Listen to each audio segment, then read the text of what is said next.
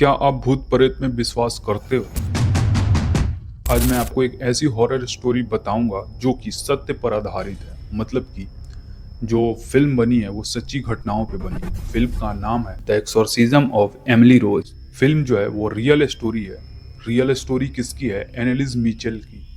ये कहानी कुछ ऐसे शुरुआत होती है कि एक यंग लड़की है जो कि कॉलेज में पढ़ती है और उसको कुछ अलग तरह का आभास होता है, लाइक समवन जो उसके पीछा कर रहा है, कोई उसका पीछा कर रहा है, या फिर अगर वो आसमान में देखती है तो उसको अजीब तरह के बादल या फिर इस तरह की चीज़ें होती हैं, उसमें अलग ही शेप दिखता है जिससे कि वो डर जाती है। कभी उसको अपने खिड़की पे वो सेम चीज़ें उस तरह की दिखाई देती है। और ये सिर्फ दिखाई नहीं देती, उसके साथ ऐसा हो रहा होता है। अचानक से जब वो सोती है तो उसकी जो हाथ पैर है ना वो अकड़ने लगती है। तो इस तरह की चीज़ें उसके साथ होती हैं। एंड जब ये हो रही होती है ना तो उसे मतलब कुछ लोगों को लगता है, जब उसको दिखाया गया हॉस्पिटल वगैरह में, तो उसको ये लग रहा है ना कि ये एक मतलब कि कहीं जब ये अनकॉन्शियस होती है, जब सोती है तो ये कहीं और दूसरी दुनिया में चल जाती है और उसी का इसको कुछ याद रह जाता है। तो उस तरह की ये चीज़ें हैं। या फिर ये भी बोला जाता है कि मतलब चोट वोट लगने से या फिर कुछ इस तरह की जो घटनाएं कुछ हो जाती है उसकी वजह से ये सब चीज़ें हो रही हैं। पर उसके साथ ऐसा कुछ सच में नहीं हो रहा था। उसके साथ ये जो चीज़ें हैं ना वो मतलब रियल में हो रही थी, उसको वो फ़ील कर रही थी।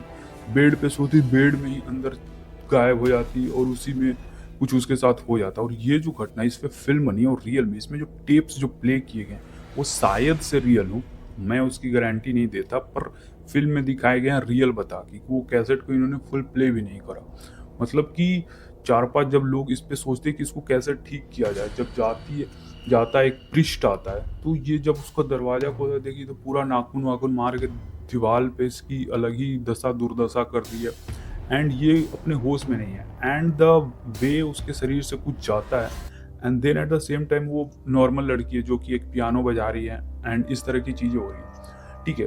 तो ये बहुत ही सही है, मतलब आप देखोगे आपके रोंगटे खड़े हो सकते हैं। और ये फ़िल्म थोड़ा होश-हवास में देखना, ठीक है? रात-वात मत देखना, ठीक है? तो बहुत ही मतलब डरावनी, और इसकी स्टोरी जो है आपको नॉर्मल जाते-जाते अचानक क्या होगा वो, और ये इस तरह की और जो हॉलीवुड फ़िल्में होती है ना जो साउंड पे और इस पे, इसमें साउंड, ये हॉरर तो फ़िल्म है तो उसपे साउंड वगैरह दिया जाएगा, पर आप इस चीज़ को फ़ील कर सकते हो कि ये चीज़ें इसके साथ रियल में हो रही है।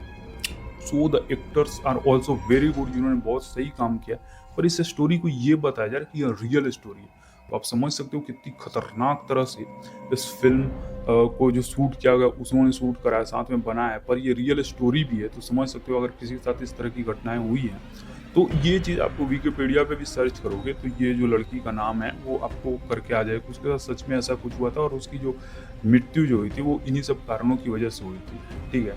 और इनफैक्ट जो डॉक्टर से दिखाए तो डॉक्टर कुछ उसको दवाइयाँ देता था, क्योंकि दवाइयाँ इसलिए होती थी उसको कि डॉक्टर बताए कि कोई एक बीमारी बताए कि इसको इस तरह की बीमारी है जिसके लिए ये दवाइयाँ देंगे तो इसको कम होगा। जब वो दवाई देता तो उसकी और वो चीज़ें ज़्यादा हो जाती, मतलब कि दवाई कुछ असर हो नहीं रहा था।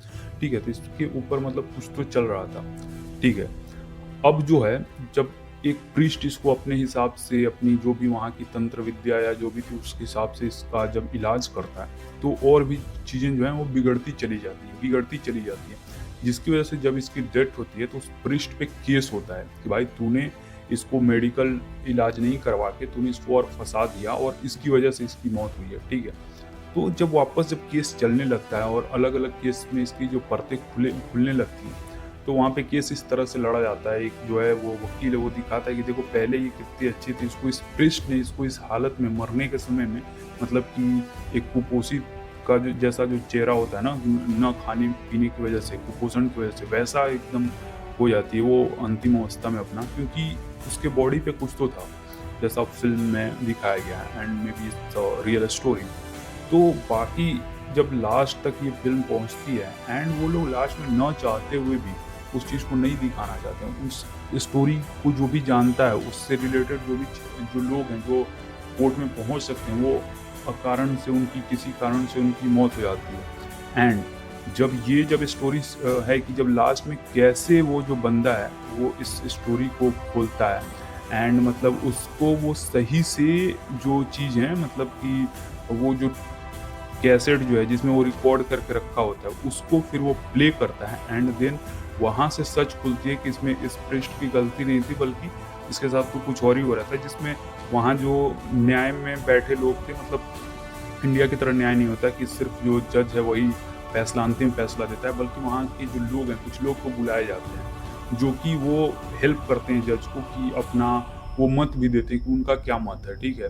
इंडिया में पहले ऐसा होता था, जिसको कि अब हटा दिया गया कि अब ऐसा जजों की जो जज है वही फैसला करेगा, लोगों की न्याय से फैसला नहीं होगा। और ये कब हुआ था, एक केस है नेवी ऑफिसर का, केस का एग्जैक्ट नाम अभी मुझे नहीं याद है, मैं आपको बता दूंगा कभी। तो उस केस के बाद हुआ था, क्योंकि उस केस में जो लोगों का मत था वो जो नेवी ऑफिसर है उसके मत में था, लेकिन जो जज ने फैसला दिया वो अपने विवेक से दिया, वो संविधान के अनुसार दिया, ठीक है। तो वो चीज़ें हैं, पर वहाँ जो लोग थे वो इसके फेवर में थे, जो पृष्ठ था उसके फेवर में, तो उसको वहाँ से छूट मिल जाती है।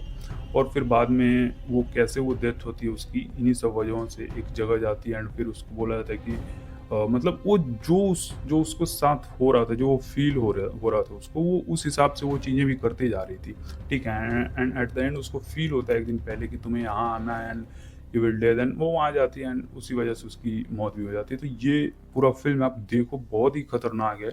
मतलब अब मैं इतना स्टोरी बता दिया, बावजूद इसके जब आप देखोगे तो आपको बहुत डर लगने वाला है। तो सोच समझ के देखना, ठीक है। Thank you.